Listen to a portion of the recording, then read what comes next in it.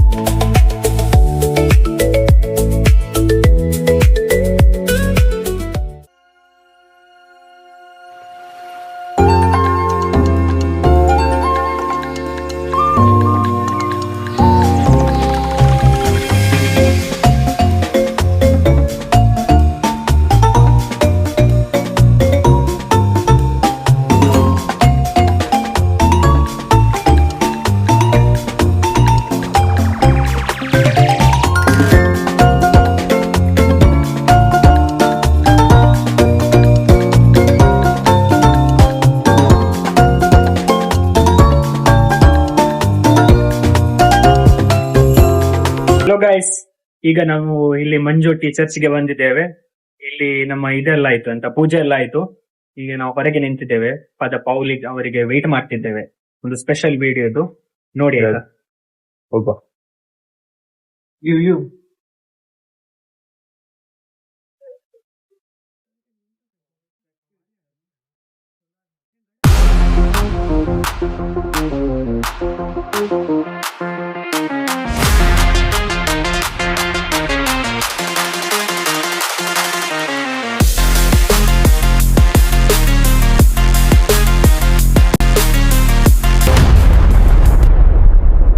ಇವತ್ತು ನಮ್ಮ ಜೊತೆ ಫಾದರ್ ಪೌಲ್ ಸೆಬಾಸ್ಟಿನ್ ಡಿಸೋಜರ್ ಅವರಿದ್ದಾರೆ. ನಮಗೆ ಈಗಿನ ಕಾಲದಲ್ಲಿ ಅಂದರೆ ಯಂಗ್ಸ್ಟರ್ಸಿಗೆ ಒಂದು ಪ್ರಾಣಿಗಳ ಬಗ್ಗೆ ಆಗಲಿ, ಒಂದು ಫಾರ್ಮಿಂಗಿನ ಬಗ್ಗೆ ಆಗಲಿ ತುಂಬ ಲೀಸ್ಟ್ ಇಂಟ್ರೆಸ್ಟೆಡ್. ನಾವೀಗ ಒಂದು ಆಧುನಿಕ ಟೆಕ್ನಾಲಜಿ IT BT ಎಲ್ಲ ಬಂದ ಮೇಲೆ ನಮಗೆಲ್ಲ ಇಂಟ್ರೆಸ್ಟ್ ಒಂದು ಫೋನಲ್ಲಿ, ನಮ್ಮ ಒಳಗಿನ ಒಂದು ಸಮಾಜದಲ್ಲಿ ಮಾತ್ರ. ಅದಕ್ಕಿಂತ ಹೊರಗಡೆ ಒಂದು ಈ ಥರದೊಂದು ಡೆವಲಪ್ ಮಾಡ್ಬೋದು ಅಂದರೆ ಹೇಳಿ ಕಲ್ತದ್ದು ನಾನು ಫಾದರ್ ಪೌಲ್ನಿಂದ. ಇವರ ನಮಗೆ ಭೇಟಿ ಪರಿಚಯ ಆದದ್ದು ಕೋಡಿಲ್ ಚರ್ಚ್ನಲ್ಲಿ. ನಮ್ಮ ICOMನ ನಾನು ಪ್ರೆಸಿಡೆಂಟ್ ಆಗಿರುವಾಗ ಇವರು ನಮ್ಮದು ಅಸಿಸ್ಟೆಂಟ್ ಡೈರೆಕ್ಟರ್ ಆಗಿದ್ದರು. ಅಲ್ಲಿ ನಾನು ನೋಡಿದಾಗ ಇವರ ಹತ್ರ ಪಾರಿವಾಳಗಳಿದ್ದವು ಮತ್ತು ಕೆಲವು ಪ್ರಾಣಿಗಳು ಮಾತ್ರ ಇದ್ದವು. ಆದರೆ ಈಗ ಮಂಜೊಟ್ಟಿಗೆ ಅವರು ಒಂದು ವಿಗಾರ ಆಗಿ ಬಂದ ಮೇಲೆ, ಗುರುಗಳಾಗಿ ಬಂದ ಮೇಲೆ ಮಂಜೊಟ್ಟಿಗೆ ಇಲ್ಲಿ ಫುಲ್ ಡೆವಲಪ್ ಮಾಡಿದ್ದಾರೆ. ನಾನು ನಿಮಗೆ ತೋರಿಸ್ತೇನೆ. ಈಗ ಇವರ ಹೆಗಲ ಮೇಲೆ ಪಾರಿವಾಳ ಉಂಟು, ಇದರ ಹಿಂದೆ ಗೂಡುಗಳುಂಟು. ಅದರ ಬಗ್ಗೆ ಒಂದು ಈಗ ಫಾದರ್ ಎಕ್ಸ್ಪ್ಲೇನ್ ಮಾಡ್ತಾರೆ, ಹೇಗೆ ಇದು ಬೆಳೆಸಿಕೊಂಡ್ರು ಈ ಪ್ರವೃತ್ತಿಯನ್ನು, ಅಥವಾ ಅವರ ಹಾಬಿಯ ಬಗ್ಗೆ ಆಗಿರ್ಬೋದು. ಫಾದರ್. ಹೌದು, ನನಗೆ ಅಂದರೆ ಬಾಲ್ಯದಿಂದಲೇ ಪ್ರಾಣಿ ಪಕ್ಷಿ ಅಂದರೆ ತುಂಬ ಇಷ್ಟ. ನನ್ನ ಬಾಲ್ಯದಿಂದಲೇ ಮೊಲ ಸಾಕುವಂಥದ್ದು, ಪಾರಿವಾಳ ಮತ್ತು ವಿವಿಧ ರೀತಿಯ ಪ್ರಾಣಿ ಪಕ್ಷಿ ಎಲ್ಲಿ ಸ್ವಲ್ಪ ಗಾಯ ಆಗಿ ಇರುವಂಥದ್ದಾಗಿರ್ಬೋದು, ಅಥವಾ ಸಣ್ಣ ಮರಿ ಅದರ ಗೂಡಿನಿಂದ ಹೊರಗೆ ಬಂದದ್ದಾಗಿರ್ಬೋದು, ಆ ರೀತಿ ಇದ್ದರೆ ಅದನ್ನು ನಾನು ಸಾಕುವಂಥದ್ದು ನನಗೆ ಒಂದು ಹವ್ಯಾಸ. ಹಾಗಾಗಿ ಈ ಪ್ರವೃತ್ತಿ ಅಂತ ಒಂದು ಹವ್ಯಾಸ ಪ್ರವೃತ್ತಿಯಾಗಿ ಬೆಳೆಯಿತು. ಇವತ್ತು ನನ್ನ ಹತ್ರ ಇಲ್ಲಿ ಪಾರಿವಾಳ ಇದೆ. ಈ ರೀತಿ ನಾನು ಮಾಡಿದ್ದೇನೆ, ಯಾಕಂದರೆ ಹಾವಿಂದ ಎಲ್ಲ ಸಂರಕ್ಷಿಸಲಿಕ್ಕೆ ಇಲ್ಲಿ ಹಾವು ಬರಲಿಕ್ಕೆಲ್ಲ ಕಷ್ಟ. ಹಾಗಾಗಿ ಇದಕ್ಕೆ ಇಲ್ಲಿ ಬಲೆ ಹಾಕಿ ಅದನ್ನು ಸುತ್ತಮುತ್ತ ನಾನು ಬಲೆ ಹಾಕಿ ಇಟ್ಟಿದ್ದೇನೆ. ಇದರಿಂದಾಗಿ ಬೇರೆ ಹೊರಗಿನ ಯಾವುದೇ ರೀತಿಯ ಅದ ಹೊರಗಿನ ದೊಡ್ಡ ಹಕ್ಕಿ ಬಂದಾಗಿರ್ಬೋದು ಅಥವಾ ಹಾವು ಬಂದು ಹಿಡಿಯುವಂಥ ಇಲ್ಲಿ ಪರಿಸ್ಥಿತಿ ಉದ್ಭವ ಆಗೋದಿಲ್ಲ.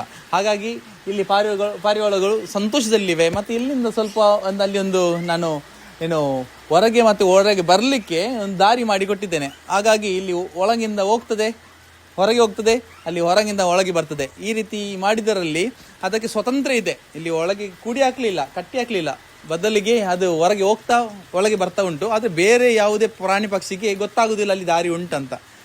ಈ ರೀತಿ ಮತ್ತು ಪಾರಿವಾಳನ ಹಾಗೆ ತುಂಬ ನೋಡಿ ಸಂತೋಷದಲ್ಲಿರ್ತದೆ.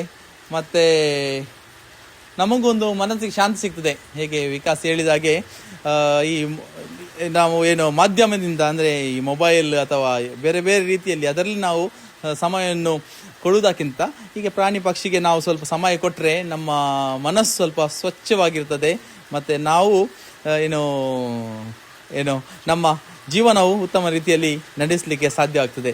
ಹಾಗಾಗಿ ಇಲ್ಲಿ ಹಲವು ಪ್ರಾಣಿ ಪಕ್ಷಿ ಇದೆ. ಆ ಕಡೆ ಹೋದರೆ ನೀವು ಈಗ ಮೊಲ ಉಂಟು, ಇಲ್ಲಿ ನಮ್ಮ ಸಾಕು ನಾಯಿಗಳಿವೆ, ಅಲ್ಲಿ ಮರೆ ಇಟ್ಟಿದೆ.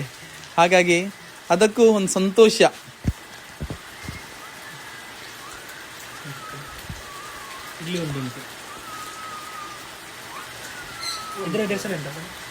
ಇದು ಡಾಲಿ ಅಂತ, ಮತ್ತೆ ಇದು ಬೆಟ್ಸಿ ಅಂತ. ಬೆಟ್ಸಿ ಇದು ನಮ್ಮ ಪ್ಯೂರ್ ಏನು ಜರ್ಮನ್ ಶೆಪರ್ಡ್. ಅದಕ್ಕೆ ಸಿಂಗಲ್ ಕೋಟ್ ಅಂತ ಹೇಳ್ತಾರೆ. ಅದು ಸಣ್ಣ, ಅದರ ಕೂದಲು ಉದ್ದ ಬರುವುದಿಲ್ಲ, ಸಣ್ಣ. ಅಂದರೆ ಸ್ವಲ್ಪ ಮೇಂಟೆನೆನ್ಸಿಗೆ ಸ್ವಲ್ಪ ಸುಲಭ ಇದು. ಇಲ್ಲಾದ್ರೆ ನಾವು ಕೋಂಬಿಂಗ್ ಮಾಡಬೇಕು, ಮತ್ತೆ ಅದಕ್ಕೆ ನೀರು ಸ್ವಲ್ಪ ಮೈಗೆ ತಾಗಿದ್ರೆ ಅದು ತಕ್ಷಣ ನಾವು ಒರೆಸಬೇಕು, ಮತ್ತೆ ಅದನ್ನು ಸ್ವಲ್ಪ ಡ್ರೈ ಆಗಿ ಇರಬೇಕಾಗ್ತದೆ. ಇಲ್ಲಾಂದರೆ ಅದಕ್ಕೆ ಸ್ಕಿನ್ ಡಿಸೀಸ್ ಎಲ್ಲ ಬರ್ತದೆ, ಮತ್ತು ಅದ ರೋಮ ಉದುರುವಂಥದ್ದು ಬರ್ತದೆ. ಆದರೆ ಇದರಲ್ಲಿ ಸ್ವಲ್ಪ ಮೇಂಟೆನೆನ್ಸ್ ಕಮ್ಮಿ, ಪ್ಯೂರ್ ಬ್ರೀಡ್, ಆದರೆ ಮೇಂಟೆನೆನ್ಸ್ ಕಮ್ಮಿ. ಮತ್ತು ಇದು ರಿಟ್ರೀವರ್ ಮತ್ತು ಪೊಮೋರಿಯನ್ ಕ್ರಾಸ್. ಇದು ಹೌದು, 3 ಮರಿ ಉಂಟು, ಒಂದು ಗಂಡು ಮತ್ತು 2 ಹೆಣ್ಣು.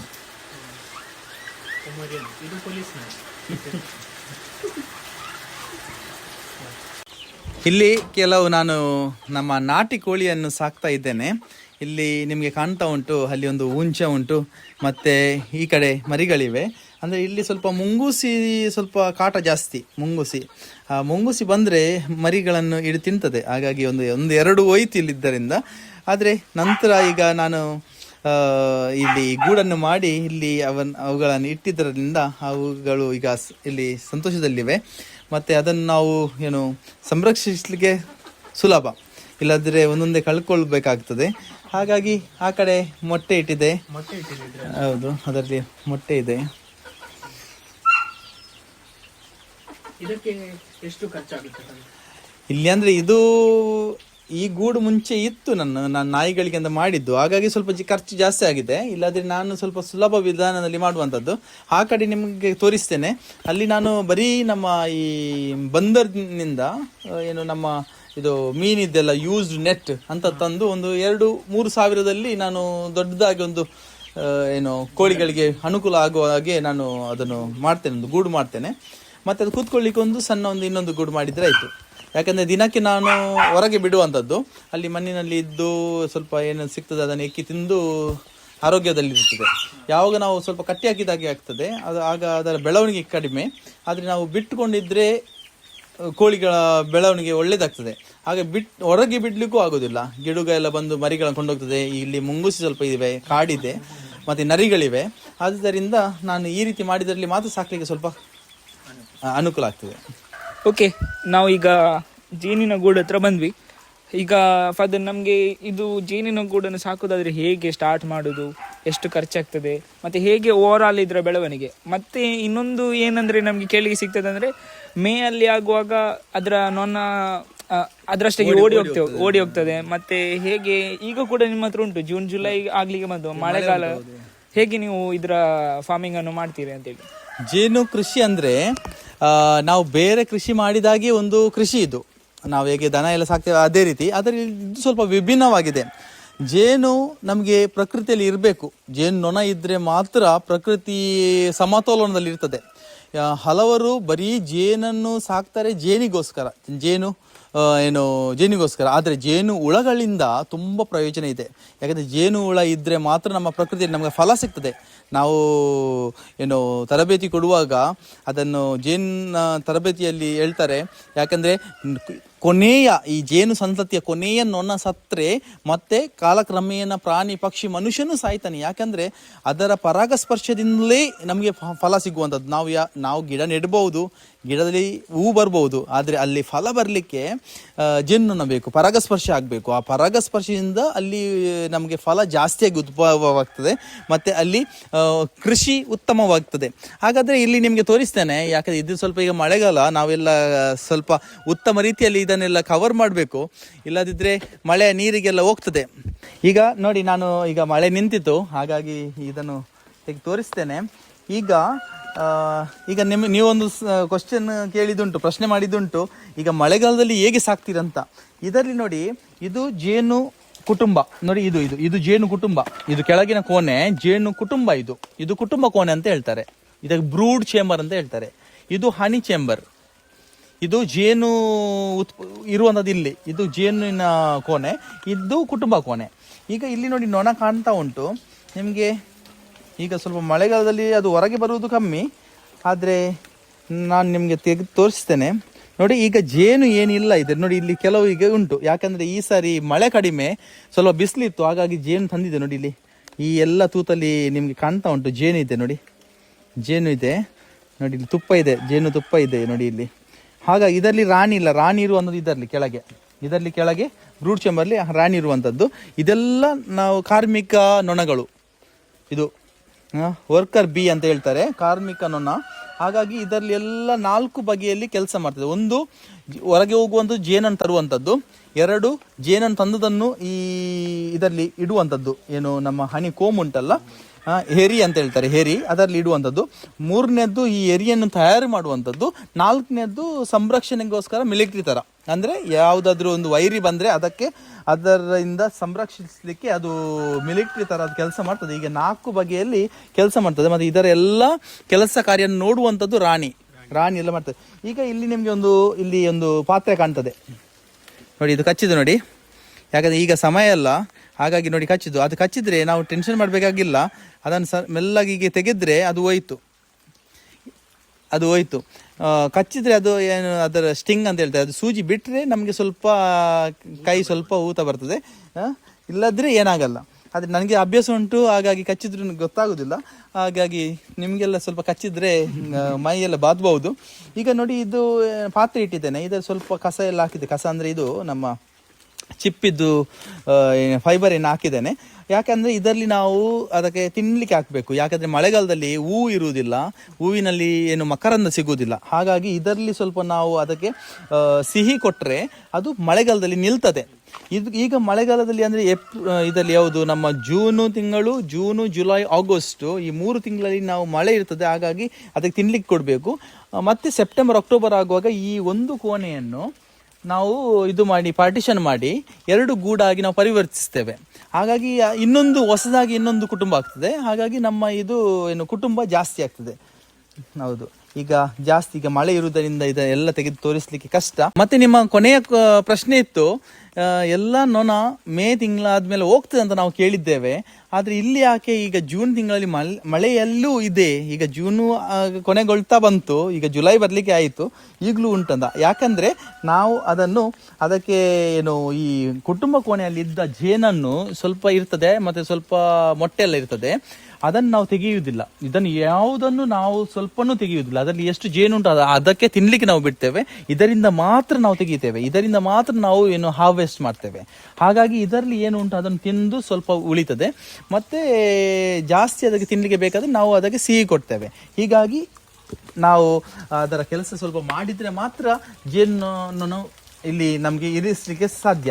ಈಗ ಇದನ್ನು ಯಾವ ರೀತಿ ನಾವು ಬೆಳೆಸಬಹುದು, ಈ ಕೃಷಿ ಯಾವಾಗ ಹೇಗೆ ಮಾಡಬಹುದು ಅಂತ. ಈಗ ಇದನ್ನು ಜೇನು ಕೃಷಿ ಮಾಡಬೇಕಾದ್ರೆ ನಾವು ಸೆಪ್ಟೆಂಬರಿಂದ ಡಿಸೆಂಬರ್ ತನಕ ನಾವು ಎಲ್ಲಿ ನಮಗೆ ಜೇನೊಣ ಅಥವಾ ಪೆಟ್ಟಿಗೆ ಸಿಗ್ತದೆ ಅಲ್ಲಿಂದ ನಾವು ಖರೀದಿಸಬೇಕಾಗ್ತದೆ. ಈಗ ಒಮ್ಮೆಗೆ ನಾವು ಸ್ವಲ್ಪ ದುಡ್ಡು ಕೊಟ್ಟರು ನಮ್ಮ ಜಾಗದಲ್ಲಿ ಅಥವಾ ನಮ್ಮ ಕೃಷಿಯ ಪಕ್ಕದಲ್ಲಿ ನಾವು ಇಟ್ಟರೆ ಏನಾಗುತ್ತೆ, ಇಡುವುದರಿಂದ ನಮ್ಮ ಇಲ್ಲಿ ಕೃಷಿಯಲ್ಲಿ ನಮಗೆ ಉತ್ತಮ ಫಲ ಸಿಗ್ತದೆ, ಮತ್ತು ಕೃಷಿಯಲ್ಲಿ ಸ್ವಲ್ಪ ಜಾಸ್ತಿ ಇಳುವರಿ ಬರ್ತದೆ. ಈಗ ನೋಡಿ, ನಮ್ಮ ಅಡಿಕೆ ಗಿಡದಲ್ಲಿ ಇಲ್ಲಿ ಈ ಸಾರಿ ನಮಗೆ ಒಂದು ಕ್ವಿಂಟಲ್ ಬರ್ತಂತ ಭಾವಿಸುವ ನಾವು. ಈ ಸಾರಿ ನಮಗೆ 1 ಕ್ವಿಂಟಲ್. ಈ ಜೇನನ್ನು ನೋಡಿ, ಇಲ್ಲಿ ತೋರಿಸಿ, ಇಲ್ಲಿ ತುಂಬ ಪೆಟ್ಟಿಗೆ ಇದೆ. ಎಲ್ಲ ಪೆಟ್ಟಿಗೆಯಿಂದ ದಿನನಿತ್ಯ ಅಷ್ಟು ನೊಣಗಳು ಹೊರಗೆ ಹೋಗಿ ಪರಾಗಸ್ಪರ್ಶ ಮಾಡ್ತದೆ. ಹಾಗಾಗಿ ನಮ್ಮ ಕೃಷಿಯಲ್ಲಿ ಅಡಿಕೆ ಆಗಿರ್ಬೋದು, ತೆಂಗಾಗಿರ್ಬೋದು, ಫ್ರೂಟ್ಸು, ಹಣ್ಣು ಹಂಪಲಿನ ಗಿಡದಲ್ಲಿ ಫಲ ಜಾಸ್ತಿ ಆಗ್ತದೆ. ಈ ಸಾರಿ 100 kg ಆದರೆ, 1 ಕ್ವಿಂಟಲ್ ಆದರೆ, ಬರುವ ವರ್ಷ ಒಂದು 50 kg ಆದರೂ ಜಾಸ್ತಿ ಆಗ್ತದೆ. ಯಾಕಂದರೆ ಅಷ್ಟು ಫಲ ಅಲ್ಲಿ ಇಳಿತದೆ, ಮತ್ತು ನಮಗೆ ಬರ್ತದೆ. ಇಳಿಮುಖ ಆಗೋದು ಕಮ್ಮಿ, ಅದರಲ್ಲಿ ಏರುಮುಖ ಜಾಸ್ತಿ ಆಗ್ತದೆ. ಹಾಗಾಗಿ ನಮ್ಮ ದಿನ ಹೋದಾಗೆ ಕೃಷಿ ಬೆಳೀತದೆ. ಈಗ ಯಾರು ಇದನ್ನು ಬೆಳೆಸ್ಬೋದು, ಯಾರೂ ಮಾಡ್ಬೋದು. 5 ಸೆನ್ಸ್ ಮನೆ ಜಾಗ ಇದ್ದು ಮನೆ ಇದ್ದವರೂ ಮಾಡ್ಬೋದು. ನಿಮ್ಮ ಮನೆ ಪಕ್ಕದಲ್ಲಿ ನೀವು ಒಂದೆರಡು ಗೂಡ ನೆಟ್ಟು ಅದನ್ನು ನೀವು ಇಡ್ಬೋದು. ಯಾಕಂದರೆ ನೊಣ ತನ್ನ ಕಂಪೌಂಡಿನ ಒಳಗೆ ಮಾತ್ರ ಇರುವುದಲ್ಲ, ಅದು ಎಲ್ಲಿಯೂ ಹೋಗಿ ಮಕರಂದ ತರ್ತದೆ. ಹಾಗಾಗಿ ನೀವು ಎಲ್ಲಿಯೂ ಸಾಕ್ಬೋದು. ಇದನ್ನು ನೋಡಿ, ಇದಕ್ಕೆ ತುಡುವ ಜೀವನ ಅಂತ ಹೇಳ್ತಾರೆ. ಇದು ನಿಮಗೆ ಹುತ್ತದಲ್ಲಿ ಇರ್ತದೆ, ಮರದ ಪೊಟರೆಗಳಲ್ಲಿ ಎಲ್ಲಿ ಸ್ವಲ್ಪ ಜಾಗ ಉಂಟು ಅಲ್ಲಿರ್ತದೆ, ಮತ್ತು ಎಲ್ಲಿ ಸ್ವಲ್ಪ ಕತ್ತಲೆ ಉಂಟು ಅಲ್ಲಿರ್ತದೆ. ಮತ್ತು ಇದರ ಸಣ್ಣ ನೊಣ ಅಂತ ಹೇಳುವುದು ಮೊಜೆಂಟಿ ಅಂತ ಹೇಳ್ತಾರೆ. ಅದು ನಿಮ್ಮ ಮೀಟರ್ ಬಾಕ್ಸಲ್ಲಿ, ಪೈಪ್ಗಳಲ್ಲಿ ಅಥವಾ ಸಣ್ಣ ಸಣ್ಣ ಜಾಗ ಇದ್ದರೆ ಅಲ್ಲಿ ಇರ್ತದೆ. ಬಿದಿರಿನಲ್ಲಿ ಜಾಸ್ತಿ ಇರ್ತದೆ, ಅದು ಸಣ್ಣದು. ಮತ್ತು ಇದು ಕತ್ತಲೆಯಲ್ಲಿರುವ ಹುಳು, ಇದು ಕತ್ತಲೆ ಇರಬೇಕು. ಇದಕ್ಕೆ ಬೆಳಕಾಗುವುದಿಲ್ಲ, ಅಂದರೆ ಬೆಳಕು ಹೋಗ್ತದೆ, ಆದರೆ ಇರುವ ಜಾಗ ಕತ್ತಲೆ. ಅದು ಬೆಳಕಿನಲ್ಲಿ ಇರುವಂಥದ್ದು ನೀವು ನೋಡಿರ್ಬೋದು, ನಿಮ್ಮ ಟೆರೆಸಲ್ಲಿ ಅಥವಾ ಮರದಲ್ಲಿ ಇರ್ತದೆ. ಮತ್ತು ಅದು ನಾವು ಪೆರಿಯ ಅಂತ ಹೇಳ್ತಾರೆ.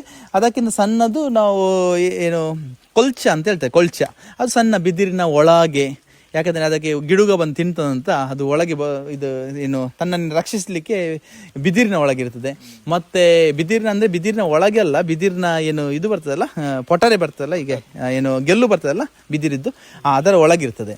ಮತ್ತು ನಿಮಗೆ ಮರದ ಗೆಲ್ಲುಗಳಲ್ಲಿ ಅಲ್ಲಿ ನೇತಾಡ್ತಾ ಇರ್ತದೆ. ಸಣ್ಣದು ಇದು ಕತ್ತಲೆಯಲ್ಲಿರುವಂಥ, ಅದು ಬೆಳಕಿನಲ್ಲಿ ಇರುವಂಥದ್ದು. ಅದನ್ನು ನಾವು ಗೂಡಿಗೆ ಹಾಕ್ಲಿಕ್ಕೆ ಆಗೋದಿಲ್ಲ, ಇದನ್ನು ಹೊರಗೆ ಇಡಲಿಕ್ಕೆ ಆಗೋದಿಲ್ಲ. ಹಾಗಾಗಿ ಇದನ್ನು ಮತ್ತು ಇದಕ್ಕೆ ಈ ಗೂಡಿಗೆ ನಮಗೆ ನೋಡಿ, ಇದಕ್ಕೆ ಗೂಡಿಗೆ 1,000 1,200 ಎಲ್ಲ ಇರ್ತದೆ ಬರೀ ಗೂಡಿಗೆ, ಹೊಸ ಗೂಡಿಗೆ. ಮತ್ತು ನೊಣ 1,000ದಲ್ಲಿ ನೊಣ ಸಿಗ್ತದೆ. 1,000 ಕೊಟ್ಟರೆ ನೀವು ನೊಣದ ಕುಟುಂಬ, ಕಾಲೋನಿ ಅಂತ ಹೇಳ್ತಾರೆ, ಅದು ನಿಮಗೆ ಸಿಗ್ತದೆ. ಮತ್ತು ಅದಕ್ಕೆ ಒಂದು ಸ್ಟ್ಯಾಂಡ್ ಉಂಟು ನೋಡಿ. ಇಲ್ಲಿ ಸ್ವಲ್ಪ ಕಸ ಬಿದ್ದಿದೆ, ಆದರೆ ಇಲ್ಲಿ ನೀರು ಇಟ್ಟರೆ, ನಾವು ಇಲ್ಲಿ ನೀರು ಇಡುವುದರಿಂದ ಏನು ನಮ್ಮ ಇರುವೆ ಎಲ್ಲ ಬರುವುದಿಲ್ಲ, ಕೆಂಪು ಇರುವೆ, ಬೇರೆ ಇರುವೆ ಬರುವುದಿಲ್ಲ. ಇದನ್ನು ಏನು ಜೇನು ನೊಣವನ್ನು ನಾವು ಇರುವೆಗಳಿಂದ ಕಾಪಾಡಲಿಕ್ಕೆ ಆಗ್ತದೆ. ಹಾಗಾಗಿ ಇಷ್ಟು ಫುಲ್ ಸೆಟ್ ಆಗಿ ಒಂದು ನಮಗೆ 2,500 ಅಥವಾ ಕೆಲವರು 3,000, ಕೆಲವರು 3,500 ಈಗೆಲ್ಲ ಕೊಡ್ತಾರೆ. ಯಾಕಂದರೆ ಈ ಗೂಡುಗಳಲ್ಲಿ 2 ವಿಧ ಇದೆ. ಇದು ಕೇರಳ ಮಾದರಿ, ಇನ್ನೊಂದು ISI ಅಂತ ಉಂಟು, ಸರ್ಕಾರದಿಂದ ಸಬ್ಸಿಡಿಯಲ್ಲಿ ಸಿಗುವಂಥ ISI. ಅದು ಸ್ವಲ್ಪ ದೊಡ್ಡದಾಗಿರ್ತದೆ. ಅದು ಏನು ಅದರಲ್ಲಿ ಫ್ರೇಮ್, ಅದರ ಹೆರಿ 8 ಇರ್ತದೆ, ಇದರಲ್ಲಿ 6 ಮಾತ್ರ ಉಂಟು. ಹಾಗಾಗಿ ಅದು ನಿಮಗೆ ಅನುಕೂಲವಾಗುವ ಹಾಗೆ ನೀವು ದೊಡ್ಡ ಬಾಕ್ಸ್ ತಗೊಳ್ಬೋದು, ಸಣ್ಣ ಬಾಕ್ಸ್ ತಗೊಳ್ಬೋದು. ಆದರೆ ಜೇನು ಕೃಷಿ ಎಲ್ಲರಿಗೂ ಒಂದು ಉತ್ತಮ ಅವಕಾಶ. ಏನು ನಾವು ಸ್ವಲ್ಪ ಕೃಷಿ ಮಾಡಲಿಕ್ಕೆ, ಅಂದರೆ ಕೃಷಿ ಅಂದರೆ ಕೆಲವರೆಲ್ಲ ಏನು ನಾವು ತೋಟದಲ್ಲಿ ಇರುವಂಥದ್ದು ಮಾತ್ರ ಕೃಷಿ ಅಂತ, ಇದನ್ನು ಕೃಷಿ ಮಾಡ್ಬೋದು. ಇದಕ್ಕೆ ಜಾಸ್ತಿ ಜಾಗ ಬೇಕಾಗಿಲ್ಲ ಅಂತ ನಾನು ಹೇಳಿದೆ. ಹಾಗಾಗಿ ನಮ್ಮ ಯುವ ಜನರು ಈ ಕೆಲಸ ಮಾಡ್ಬೋದು. ಯಾಕಂದರೆ ಇದು ಪ್ರತಿದಿನ ಮಾಡಲಿಕ್ಕಿಲ್ಲ ಇದರ ಕೆಲಸ. ಯಾವಾಗಲೂ ಒಂದು ಆದಿತ್ಯವಾರನ, ಯಾವಾಗ ಒಂದು 15 ದಿವಸಕ್ಕೆ ಒಮ್ಮೆ ನಾವು ಅದನ್ನು ನೋಡಿದ್ರೆ ಸಾಕಾಗ್ತದೆ. ಹಾಗಾಗಿ ಮತ್ತು ಇದರಲ್ಲಿ ಬರುವಂಥದ್ದು ನಾವು ಮಾಡಿದ ಕೆಲಸಕ್ಕೆ ಫಲ, ಕೃಷಿಯಲ್ಲಿ ಫಲ ಬರ್ತದೆ. ಆದರೆ ಇದನ್ನು ಮಾಡಿದ್ರಿಂದ ನಮಗೆ ಜೇನುತುಪ್ಪನೂ ಸಿಗತ್ತೆ. ಜೇನುತುಪ್ಪಕ್ಕೆ ಒಳ್ಳೆ ಈಗ ಡಿಮಾಂಡ್ ಇದೆ. ಯಾಕೆಂದರೆ ಇನ್ನು ನಮ್ಮ ಮಾರುಕಟ್ಟೆಯಲ್ಲಿ ಎಲ್ರಿಗೂ ಸ್ವಚ್ಛ ತಾಜಾ ಏನು ತುಪ್ಪ ಬೇಕು, ಜೇನುತುಪ್ಪ ಬೇಕು. ಹಾಗಾಗಿ ಎಲ್ಲ ಕಲಬೆರಕೆ ಜೇನುತುಪ್ಪ ಎಷ್ಟು ಸಿಗ್ತದೆ, ಆದರೆ ನಮಗೆ ಸ್ವಚ್ಛ ಜೇನುತುಪ್ಪ ಬೇಕಾದರೆ ನಾವೇ ಕೃಷಿ ಮಾಡಿದರೆ ಉತ್ತಮ ರೀತಿಯಲ್ಲಿ ನಮಗೆ ಇದರಿಂದ ಇಳುವರಿ ತೆಗಿಬಹುದು. ಮತ್ತು ಬೇರೆಯವರಿಗೂ ನಾವು ಮಾರಲಿಕ್ಕೆ ಆಗ್ತದೆ. ಯಾಕಂದರೆ ಇದರಿಂದ ನಾವು ಒಂದು ಏನು ಕೃಷಿಯ ಜೊತೆ ನಮಗೆ ಒಂದು ಜೀವನಕ್ಕೂ ಒಂದು ಏನು ಅನುಕೂಲ ಆಗ್ತದೆ. ಹಾಗಾಗಿ ಈಗ 600 ರೂಪಾಯಿ, 500 ರೂಪಾಯಿ, 700 ರೂಪಾಯಿ ಹೀಗೆ ಬೇರೆ ಬೇರೆ ರೀತಿಯಲ್ಲಿ ನಮಗೆ ಮಾರ್ಬೋದು. ಅದರಲ್ಲಿ ಇಷ್ಟೇ ಅಂತ ಅದಕ್ಕೆ ಬೆಲೆ ಅಂತ ಇಲ್ಲ. ಯಾಕೆಂದರೆ ನಿಮಗೆ ಎಷ್ಟರಲ್ಲಿ ಬೇಕು ಅಷ್ಟರಲ್ಲಿ ನೀವು ಮಾರ್ಬೋದು. ಯಾಕೆಂದರೆ ತಾಜಾ ತುಪ್ಪ ಸಿಗುವುದು ಕಷ್ಟ. ಹಾಗಾಗಿ ನಾನು ಎಲ್ರಿಗೂ ಕರೆ ಕೊಡ್ತೇನೆ. ಮತ್ತು ಏನು ಯುವ ಜನರಿಗೆ ಇನ್ನೂ ಜಾಸ್ತಿಯಾಗಿ ನಾನು ಒತ್ತಾಯ ಮಾಡ್ತೇನೆ. ಯಾಕಂದರೆ ಇದರ ತರಬೇತಿ, ಒಳ್ಳೆ ತರಬೇತಿ ತಗೊಂಡ್ರೆ ಎಲ್ರಿಗೂ ಒಂದು ಸೈಡ್ ಬಿಸ್ನೆಸ್ ಥರ ಒಂದು ಮಾಡ್ಬೋದು. ಮತ್ತು ನಾವು ಕೃಷಿಯನ್ನು ಮೇಲೆ ಬರಲಿಕ್ಕೆ ಮತ್ತು ಕೃಷಿಯಲ್ಲೂ ತೊಡಗಿಸಲಿಕ್ಕೆ ನಮಗೆ ಸಾಧ್ಯ ಆಗ್ತದೆ. ಓಕೆ, ಈಗ ಫಾದರ್ ಜೇನು ನೊಣಗಳದ್ದಾಯಿತು, ಜೇನು ನೊಣಗಳನ್ನು ನೋಡಿದ್ವಿ. ಇನ್ನೊಂದು ಈ ಕಡೆ ಬರುವಾಗ ನಿಮ್ಮದು ಮೊಲದ್ದು ಗೂಡು ಕಾಣ್ತದೆ ನಮಗೆ. ಇದರ ಬಗ್ಗೆ ಸ್ವಲ್ಪ ಹೇಗೆ ನೀವು ಇದನ್ನು ಡೆವಲಪ್ ಮಾಡಿದ್ರಿ, ಆಗ ಹೀಗೆ ಆಗ್ತಾ ಉಂಟು. ಈಗ ಮಳೆ ಮತ್ತು ತುಂಬ ಕೇಳಿದ್ದೇವೆ ಅಂತ ಹೇಳಿದರೆ ಹಾವುಗಳು ಬರ್ತವೆ ಅಂತೇಳಿ, ಹೆಬ್ಬವು ಬರ್ತದೆ, ಇದು ಮೊಲ ಇಟ್ಟರೆ ಅದರ ಸ್ಮೆಲ್ಲಿಗೆ ಬರ್ತದೆ ಅಂತೆಲ್ಲ ಕೇಳಿದ್ದೇವೆ. ಹಾಗೆ ನೀವು ಇದಕ್ಕೆ ಏನು ಟೆಕ್ನಿಕ್ ಯೂಸ್ ಮಾಡ್ತೀರಿ, ಹೇಗೆ ನೀವು ಗ್ರೋ ಮಾಡ್ತೀರಿ? ಮೊದಲನೇದಾಗಿ ಈ ಮೊಲದ ಕೃಷಿಗೆ ತಮಗೆ ಸ್ವಾಗತ. ಯಾಕಂದರೆ ಎಲ್ಲರೂ ಮೊಲ ಅಂತ ಹೇಳುವಾಗ ಹಾವಿನ ನೆನಪು ಮಾಡ್ತಾರೆ. ಹಾವು ನಾನು ನೋಡಿದ ಪ್ರಕಾರ, ನಾನಂದ್ರೆ ನಿಮ್ಗೆ ಹೇಳಿದೆ, ಬಾಲ್ಯದಿಂದಲೇ ಸಣ್ಣದಿರುವಾಗ ನಾನೊಂದು 5ನೇ ತರಗತಿಯಿಂದ ನನಗೆ ನೆನಪುಂಟು. 5ನೇ ತರಗತಿಯಿಂದ ನಾನೇ ಗೂಡು ಮಾಡಿ, ಆ ಸಮಯದಲ್ಲಿ ಮರದ ಗೂಡು ಮಾಡಿ, ಅಕೇಶಿಯ ಮರ ಗೆಲ್ಲು ಎಲ್ಲ ಕತ್ತರಿಸಿ ಅದರಿಂದ ಗೂಡು ಮಾಡಿ ಸಾಕಿದುಂಟು. ಮತ್ತೆ ನಾಯಿ ಬಂದು ಅದನ್ನು ಹಿಡ್ಕೊಂಡು ಹೋದದ್ದು, ಹೆಬ್ಬಾವು ಬಂದು ಅದನ್ನು ತಿನ್ಕೊಂಡು ಹೋದದ್ದು ಎಲ್ಲವೂ ಉಂಟು. ಯಾಕಂದ್ರೆ ಆ ಸಮಯದಲ್ಲಿ ನಮಗೆ ಉತ್ತಮ ರೀತಿಯಲ್ಲಿ ಅದರ ಬಲೆ ಯಾವುದು ನೆಟ್ ಉಂಟಲ್ಲ ಅದನ್ನೆಲ್ಲ ತಂದೆಲ್ಲ ಮಾಡ್ಲಿಕ್ಕೆ ಆಗ್ತಿರ್ಲಿಲ್ಲ. ಏನು ಸೆಂಟ್ರಿಂಗ್ ಉಪಯೋಗ ಮಾಡುವಂಥದ್ದು ಬಲೆಯನ್ನು ಯೂಸ್ ಮಾಡ್ತಾ ಇದ್ದೆ. ಈಗ ನಾನು ಉತ್ತಮ ಬಲೆಯನ್ನು ಹಾಕಿ ಹೀಗೆ ಮಾಡಿದ್ದೇನೆ. ಇದು ಸಣ್ಣ ಸಣ್ಣ ತೂತು ಇರುವುದರಿಂದ ಇಲ್ಲಿ ಹಾವು ಹೋಗುವ ಇಲ್ಲಿ ಇಲ್ಲ, ಏನು ಸಂದರ್ಭ ಇಲ್ಲ. ಹಾವು ಇದರಲ್ಲಿ ಒಳಗೆ ಹೋಗ್ಲಿಕ್ಕೆ ಆಗುದಿಲ್ಲ. ಮತ್ತೆ ಎಲ್ಲಿಯೂ ನಿಮ್ಗೆ ಇಲ್ಲಿ ಏನು ಎಡೆ ಇಲ್ಲ, ಹೋಗ್ಲಿಕ್ಕೆ ಜಾಗ ಇಲ್ಲ. ಹಾಗಾಗಿ ಹಾವಿನ ಸಮಸ್ಯೆ ಇಲ್ಲ. ಮತ್ತೆ ಎರಡನೇದ್ದು, ಹಾವು ಬರ್ತದಂತ ಹೇಳುವಂಥದ್ದು. ಹಾವು ಬರುವಂಥದ್ದು ಮೊಲಕ್ಕೆ ಅಲ್ಲ. ಯಾಕಂದ್ರೆ ನಮ್ಮ ಪರಿಸರದಲ್ಲಿ ಆ ಕಡೆ ಈ ಕಡೆ ಹೋಗುವಂತ ಅಥವಾ ಆ ದಾರಿಯಲ್ಲಿ ಹೋಗುವ ಹಾವು ಇಲ್ಲಿ ಬರ್ಬೋದು. ಆದರೆ ನಮಗೆ ಅದಕ್ಕಾಗಿಯೇ ಹುಡುಕಿಕೊಂಡು ಹಾವು ಬರ್ತದೆ ಅಂತ ಹೇಳೋದು ಏನು ತಪ್ಪಂತ ನನ್ನ ಕಲ್ಪನೆ. ಯಾಕಂದರೆ ನಮ್ಮ ಪ್ರಕೃತಿಯಲ್ಲಿ ಇಲಿ ಇದೆ, ಹೆಗ್ಗಣ ಇದೆ, ಅದನ್ನು ಹುಡುಕಿಕೊಂಡು ಬಂದ ಏನು ಹಾವು ಮೊಲವನ್ನು ನೋಡಿ ನಿಂತ್ಕೊಳ್ಬಹುದು. ಅಥವಾ ನಮ್ಮ ಕೋಳಿ ಇದ್ರೆ ಎಲ್ಲ ಕಡೆ ಅದು ಸುತ್ತಾಡ್ತಾ ಇರ್ತದೆ, ಅದರ ಹಿಂದೆ ಬಂದದ್ದು ಇರಬಹುದು. ಹಾಗಾಗಿ ಮೊಲಕ್ಕೆ ಮಾತ್ರ ಬರ್ತದೆ ಅಂತ ಹೇಳಲಿಕ್ಕೆ ಆಗುದಿಲ್ಲ. ಯಾಕಂದ್ರೆ ನಾನು ತುಂಬಾ ವರ್ಷದಿಂದ ಸಾಕ್ತಾ ಇದ್ದೇನೆ. ಇವತ್ತಿನ ತನಕ ಯಾವುದೇ ನನಗೆ ಇದರಲ್ಲಿ ಏನು ನನಗೆ ಕಷ್ಟ ಅಂತ ಆಗ್ಲಿಲ್ಲ. ಹಾವಿನ ಹಾವಿನ ಉಪದ್ರ ಅಂತ ಆಗ್ಲಿಲ್ಲ. ಹಾಗಾಗಿ ನೋಡಿ ಎಷ್ಟು ಇಲ್ಲಿ ಇದು ಸ್ವಲ್ಪ ಹೈಬ್ರಿಡ್ ಕ್ರಾಸ್. ಇದೊಂದು ಹೈಬ್ರಿಡ್ ಕ್ರಾಸ್ ತಳಿ. ಇದು ಸ್ವಲ್ಪ ಇದು ಪಾಪ, ಇದು ಜಾಸ್ತಿ ಇದು ಬರುದಿಲ್ಲ. ಇದೊಂದು 2.5 3 kg ತನಕ ಬರ್ತದೆ. ಇದು ಇಲ್ಲಿ ಹೀಗೆ ಹಿಡಿದು ತೆಕ್ಕೊಳ್ಳೋದು. ಹೌದೌದು. ಇದಕ್ಕೆ ಅಂದ್ರೆ ಕಿವಿಯನ್ನೇ ಇಟ್ಕೊಂಡು ಹೀಗೆ ಎತ್ತಬಾರ್ದು. ಯಾಕಂದ್ರೆ ಒಮ್ಮೊಮ್ಮೆ ಈ ಕುತ್ತಿಗೆಯ ನರ ಅದಕ್ಕೆ ನೋವಾಗ್ತದೆ. ಹಾಗಾಗಿ ನಾವು ಹಿಡಿಯುವಾಗ ಇದನ್ನು ನೋಡಿ ಈ ರೀತಿ ಚರ್ಮ ಮತ್ತು ಕಿವಿಯನ್ನು ಒಟ್ಟಿಗೆ ಹಿಡಿಬೇಕು. ಈ ರೀತಿ ಹಿಡಿದ್ರೆ ಏನಾಗೋದಲ್ಲ. ಹಾಗಾಗಿ ಇದು ಯಾವುದಕ್ಕೆ ಸಾಕ್ಲಿಕ್ಕೆ? ಹೌದು, ಸಾಕ್ಲಿಕ್ಕೆ ಕೆಲವರು ಸ್ವಲ್ಪ ಹವ್ಯಾಸ. ನಂದು ಹವ್ಯಾಸ ಇದು. ನಾನು ಹವ್ಯಾಸವಾಗಿ ಇದನ್ನು ಮಾಡ್ತಾ ಇದ್ದೇನೆ. ಮತ್ತೆ ಕೆಲವರೆಲ್ಲ ಇದನ್ನು ಪ್ರಾಣಿ ಪ್ರಿಯರು ಬಂದು ಸಾಕ್ಲಿಕ್ಕೆ ಅಂತ ಕೊಂಡೋಗ್ತಾರೆ. ಹೌದು, ಈ ರೀತಿ ಆಗ್ತದೆ. ಮತ್ತೆ ನೋಡಿ ಇಲ್ಲಿ ಮರಿ ಇದೆ. ಇದು 1.5 ತಿಂಗಳಾಯ್ತು ಅದರ ಮರಿ ಇದು. ಹೌದು. ಮತ್ತೆ ಇದು ನಮ್ಮ ಹೈಬ್ರಿಡ್ ಪ್ಯೂರ್. ಇದು ಮರಿ. ಇದು ಈಗ ಸಣ್ಣ ಮರಿ. ಇದು ನೋಡ್ಲಿಕ್ಕೆ ದೊಡ್ಡದು ಕಾಣ್ತದೆ. ಹೌದು, ಇದೊಂದು 4 kg ತನಕ ಬರ್ತದೆ. ನೋಡಿ ಇದರ ಕಿವಿ ಎಲ್ಲ ಸ್ವಲ್ಪ ಬೆಂಡ್ ಆಗಿದ್ದು ನೋಡಿ. ಇದು 4 kg ತನಕ ಬರ್ತದೆ ಇದು. ಈಗ ಇದು ಒಂದು ಎಷ್ಟು 4-5 ತಿಂಗಳ ಮರಿ ಇದು. ಹೌದು. ಮತ್ತೆ ನೋಡಿ ನಿಮ್ಗೆ ಇಲ್ಲಿ ಸಿಗ್ತದೆ ನೋಡಿ, ಇಲ್ಲಿ ಎಲ್ಲ ಉಂಟು. ಇಲ್ಲಿ ಸಣ್ಣ ಮರಿ ಉಂಟು ನೋಡಿ. ಇದಕ್ಕೆ 20 ದಿನ ಆಯ್ತಷ್ಟೇ. ತುಂಬಾ ಕ್ಯೂಟ್ ಇದೆ. 20 ಕಣ್ಣು. ಹೌದು. ಅದು ಸ್ವಲ್ಪ ಸಣ್ಣದಲ್ಲ, ಓಡ್ಲಿಕ್ಕೆ ನೋಡ್ತದೆ. ಹೌದು. ಅಂದ್ರೆ ಇದರಲ್ಲಿ ಬಿಳಿ ಆದ್ರೆ ಅದು ಕೆಂಪು ಕಣ್ಣು ಬರ್ತದೆ. ಅದರಲ್ಲಿ ಬಣ್ಣ ಸ್ವಲ್ಪ ಬೇರೆ ಬಣ್ಣ ಬಂದ್ರೆ ಅದು ಕಣ್ಣು ನಾರ್ಮಲ್ ಆಗಿ ನಮ್ಗೆ ಬೇರೆ ಪ್ರಾಣಿ ಪಕ್ಷಿ ಕಣ್ಣು ತರ ಬರ್ತದೆ. ಇದು ಬಿಳಿ ಇದ್ರೆ ಕೆಂಪು ಬರ್ತದೆ ಕಣ್ಣದಕ್ಕೆ. ಮತ್ತೆ ಇಲ್ಲಿ ಉಂಟು, ಈ ಕಡೆನು ಇಲ್ಲಿ ಬೇರೆ ಬಣ್ಣದ ಮರಿ ಉಂಟು ನೋಡಿ. ಅಲ್ಲಿ ನೋಡಿ, ಇದು ಬೇರೆ. ಹೌದೌದು. ಇದು ಹಾಗೆ 20 ದಿನ ಆಯ್ತು ಇದಕ್ಕೆ. ಇದು ತಾಯಿ ಇದರದ್ದು. ಹೌದು, 3 ಇದೆ. ಇದಕ್ಕೆ ಏನು ಫುಡ್ ಎಲ್ಲ ಹಾಕ್ತೀರಿ ನೀವು? ಇದಕ್ಕೆ ನಾವು ಹುಲ್ಲು ಹಾಕ್ತೇವೆ.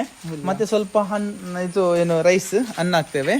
ಮತ್ತೆ ಅಷ್ಟೇ. ಮತ್ತೆ ನಮ್ಮ ಸೊಪ್ಪು ಎಲ್ಲ ಇದ್ರೆ ಸೊಪ್ಪು ಹಾಕ್ತೇವೆ. ಇದಕ್ಕೆ ಸಿಟಿಯಲ್ಲಿ ಎಲ್ಲ ಸಾಕುದಾದ್ರೆ ಬೆಸ್ಟ್ ವೆಜಿಟೇಬಲ್ ವೇಸ್ಟ್ ಏನಾದಿದ್ರೆ ವೇಸ್ಟ್. ಈಗ ಅಂದ್ರೆ ನಾನು ಮುಂಚೆ ಹಾಕ್ತಿದ್ದೆ, ಉತ್ತಮ ರೀತಿಯಲ್ಲಿ ಬೆಳೀತಾ ಇತ್ತು. ಅದಕ್ಕೆ ತುಂಬಾ ಇಷ್ಟ. ಕಾಲಿಫ್ಲವರ್, ಕ್ಯಾಬೇಜ್, ಸೊಪ್ಪು ತುಂಬಾ ಇಷ್ಟ. ಆದ್ರೆ ಈಗ ಏನಾಗುತ್ತೆ, ಈಗ ಎಲ್ಲ ಕೆಮಿಕಲ್ ಹಾಕಿದ್ದರಿಂದ ಅದಕ್ಕೆ ಬೇಗ ರೋಗ ಬರ್ತದೆ.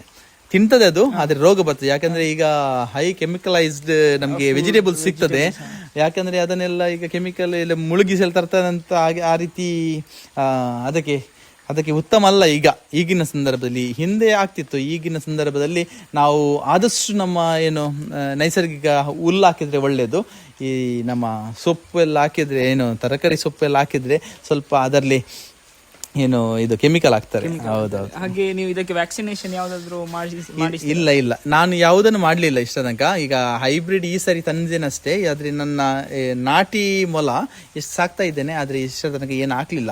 ಏನೋ ಸ್ವಲ್ಪ ಅದಕ್ಕೆ ಆರೋಗ್ಯದಲ್ಲಿ ಏರುಪೇರಾದ್ರೆ ಮಾತ್ರ ನಮ್ಮ ಡಾಕ್ಟರ್ ಕೊಂಡೋಗ್ತಾನೆ. ಹೌದು, ಪಶು ವೈದ್ಯ ಹತ್ರ ಕೊಂಡೋಗಿ ಅದನ್ನು ಚಿಕಿತ್ಸೆ ಮಾಡಿಸ್ತೇನೆ.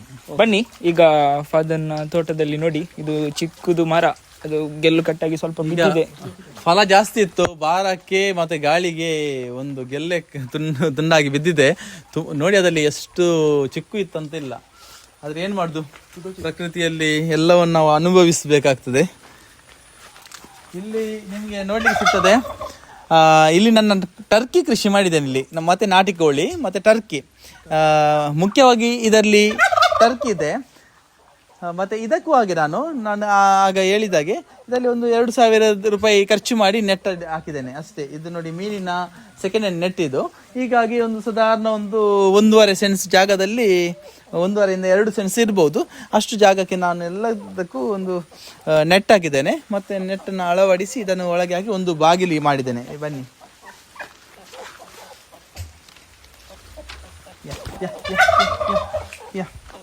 ಇದರಲ್ಲಿ ಗಂಡು ಯಾವುದು? ಸ್ವಲ್ಪ ಬಾಗಿಲು ಹಾಕಿ ಇಲ್ಲದು ಹೊರಗೆ ಹೋಗ್ತದೆ ನೋಡಿ. ಇದು ಗಂಡು, ಅಲ್ಲಿ ಅದು ನಮ್ಮ ಗಂಡು ನವಿಲು ಹೇಗೆ ಉಂಟು ಅದೇ ರೀತಿ ಇದು. ನಾವು ಹೇಳ್ಬೋದು ನವಿಲಿನ ಇನ್ನೊಂದು ಜಾತಿ ಅಂತ ಹೇಳ್ಬೋದು, ಅದೇ ರೀತಿ ನೋಡಿ ನೋಡ್ಲಿಕ್ಕೆಲ್ಲ. ಆದ್ರೆ ಮುಖದಲ್ಲಿ ಸ್ವಲ್ಪ ಅದಕ್ಕೆ ಗರಿ ಮತ್ತು ಇದರ ಗರಿ ಸ್ವಲ್ಪ ಬದಲಾವಣೆ, ಆದರೆ ನೋಡಲಿಕ್ಕೆ ಮತ್ತೆ ಹೆಣ್ಣು ಏನು ನಮ್ಮ ಟರ್ಕಿ ನಮ್ಮ ಹೆಣ್ಣು ನವಿಲು ಥರನೇ ಇದೆ, ಅಷ್ಟೇ ರೀತಿಯಲ್ಲಿ ಸಮೃದ್ಧವಾಗಿದೆ. ಮತ್ತು ಯಾವುದೇ ಒಂದು ಏನು ಪ್ರಾಣಿ ಆಗಿರ್ಬೋದು, ಸಣ್ಣ ಸಣ್ಣ ಹಾವು ಬಂದಿರ್ಬೋದು, ಯಾವುದಕ್ಕೆ ಹೆದರುವುದಿಲ್ಲ, ಅದನ್ನು ಕುಕ್ಕಿ ತಿಂತದೆ. ಹಾಗಾಗಿ ನಮಗೆ ಟರ್ಕಿ ಇದ್ದರೆ ಹಾವಿನ ಸಮಸ್ಯೆ ಇಲ್ಲ. ಸಣ್ಣ ಸಣ್ಣ ಹಾವು ಬಂದರೆ ಅದನ್ನು ಓಡಿಸ್ತದೆ. ಮತ್ತು ನಮ್ಮ ನಾಟಿ ಕೋಳಿನೂ ಇದೆ, ಅದರ ಜೊತೆ ಸ್ವಲ್ಪ ನಾಟಿ ಕೋಳಿ ಇದೆ ನೋಡಿ. ಇದು ಕಡಕ್ನಾಥ್ ಎಲ್ಲಿ ಉಂಟು ಈಗ ಆ ಕಡೆ ಹೋಗಿರ್ಬೋದು. ಒಂದು ಕಡಕ್ನಾಥ್ ಕೋಳಿ ಇದೆ ನೋಡಿ, ಬಂತು ಅಲ್ಲಿಗೆ ಹುಂಜ ಉಂಟು, ಅದು ಕಡಕ್ನಾಥ್. ಅದು ಹೇಳ್ತಾರೆ ಏನೋ ಅದರ ಮಾಂಸ ತುಂಬ ಆರೋಗ್ಯಕ್ಕೆ ಒಳ್ಳೇದಂತ. ಕೆಲವರು ಅದರ ಕೃಷಿನೂ ಮಾಡ್ತಾರೆ. ಆದರೆ ನನ್ನ ಹತ್ರ ಒಂದು ಮಾತ್ರ ಅದು ಮರಿಯಿಂದ ಸಾಕಿದ್ದೆ, ಈಗ ಹುಂಜ ಆಗಿದೆ. ಮತ್ತೆ ನೋಡಿ ಇಲ್ಲಿ ನಮ್ಮ ಹೆಂಟೆ ಉಂಟು ಇದರಲ್ಲಿ. ಈಗ ಮಳೆ ಬಂದು ಸ್ವಲ್ಪ ನೀರಾಗಿದೆ ಎಲ್ಲ ನೋಡಿ. ಇದರಲ್ಲಿ ಹೆಂಟೆ ಎಲ್ಲ ಇದಕ್ಕೆ ಕಾವಿಗೆ ಕೂತಿದೆ. 2 ಹೆಂಟೆ ಉಂಟು ಅದರಲ್ಲಿ. ಅದೀಗ ಸ್ವಲ್ಪ ದಿನದಲ್ಲಿ ಈಗ ಮರಿ ಮಾಡ್ತದೆ. ಅದೇ ರೀತಿ ನೋಡಿ ಇಲ್ಲಿ ನೋಡಿ ಟರ್ಕಿ ಒಂದು ಮೊಟ್ಟೆ ಇಟ್ಟಿದೆ.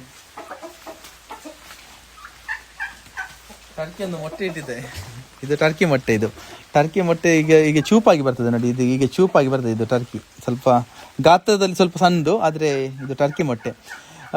ಇದರಲ್ಲಿ ಉಪಯೋಗ ಏನಂದ್ರೆ, ಹೀಗೆ ಮಾಡುವುದರಿಂದ ನೋಡಿ ನಿಮಗೆ ಗೂಡಲ್ಲೇ ಹಾಕ್ಬೇಕಾಗಿದೆ. ಸಾಯಂಕಾಲ ಅದು ಗೂಡಲ್ಲಿ ಹೋಗಿ ಕೂತ್ಕೊಳ್ತದೆ. ಅಲ್ಲಿ ಸಾಯಂಕಾಲ ಗೂಡಲ್ಲಿ ಕೂತ್ಕೊಳ್ತದೆ. ಮತ್ತೆ ಹಗಲಿಗೆ ನಾನು ಓಪನ್ ಈಗ ಬಿಡ್ತೇನೆ, ಅದಕ್ಕೆ ಸ್ವತಂತ್ರ ಉಂಟು ಆಚೆ ಸುತ್ತಾಡಲಿಕ್ಕೆ. ಮತ್ತೆ ಕೆಲವೊಮ್ಮೆ ಅದರಿಂದ ಇನ್ನೂ ಹೊರಗೆ ಬಿಡ್ತೇನೆ, ತೋಟಕ್ಕೆಲ್ಲ ಹೋಗ್ತದೆ. ಆದರೆ ನಾನು ಇದ್ರೆ ಮಾತ್ರ, ಇಲ್ಲದ್ರೆ ನಾನು ಇಲ್ಲೇ ಒಳಗೆ ಹಾಕುವಂಥದ್ದು. ಇಲ್ಲಿ ಮರ ಉಂಟು, ನಿಮಗೆ ಕಾಣ್ತಾ ಉಂಟು. ಇಲ್ಲಿ ರಾತ್ರಿ ಎಲ್ಲ ಮರದಲ್ಲಿ ಕೂತ್ಕೊಳ್ತದೆ, ಗೂಡಿನಲ್ಲಿ ಕೂತ್ಕೊಳ್ತಿಲ್ಲ, ಮರದಲ್ಲಿ. ಈಗ ಮಳೆ ಉಂಟು, ಅದಕ್ಕಾಗಿ ಗೂಡಿನಲ್ಲಿ ಕೂತ್ಕೊಳ್ತದೆ. ಇಲ್ಲದ್ರೆ ಇಲ್ಲಿ ಮರದಲ್ಲಿ ಮರದ ಗೆಲ್ಲುಗಳಲ್ಲಿ ಅಂದರೆ ಪೊಟರೆಗಳಲ್ಲಿ ಅದು ಕೂತ್ಕೊಂಡು ಅದೇ ಉತ್ತಮವಾಗಿ ಬೆಳೀತಾ ಉಂಟು. ಹಾಗಾಗಿ ನನಗೆ ಹವ್ಯಾಸ ಎಲ್ಲವನ್ನು ನಮ್ಮ ಈ ಚರ್ಚಿನ ಎಲ್ಲ ಬದಿಗಳಲ್ಲೂ ಒಂದಲ್ಲ ಒಂದು ಪ್ರಾಣಿ, ಪಕ್ಷಿ, ಜೇನು ಮತ್ತು ಕೃಷಿ, ಸ್ವಲ್ಪ ಏನು ನಮ್ಮ ಬದನೆಲ್ಲ ಏನು ಕಸಿ ಕಟ್ಟಿದ್ದೆಲ್ಲ ಉಂಟು. ಹಾಗಾಗಿ ಏನಾದರೂ ಸ್ವಲ್ಪ ಮಾಡಿದಾಗ ಏನಾಗುತ್ತೆ, ಇಲ್ಲಿ ಬಂದ ಜನರಿಗೂ ಒಂದು ಸಂತೋಷ ಆಗ್ತದೆ. ಹೌದು, ನಾವಿಲ್ಲಿ ಅಲ್ಲಿ ನಿಂತರೆ ಪ್ರಾಣಿ ಪಕ್ಷಿಗಳು ನಮ್ಮ ಹತ್ರ ಮಾತಾಡ್ತವೆ, ಮತ್ತು ನಮಗೂ ಸ್ವಲ್ಪ ಮನಸ್ಸಿಗೆ ಸಂತೋಷ ಸಿಗ್ತದೆ.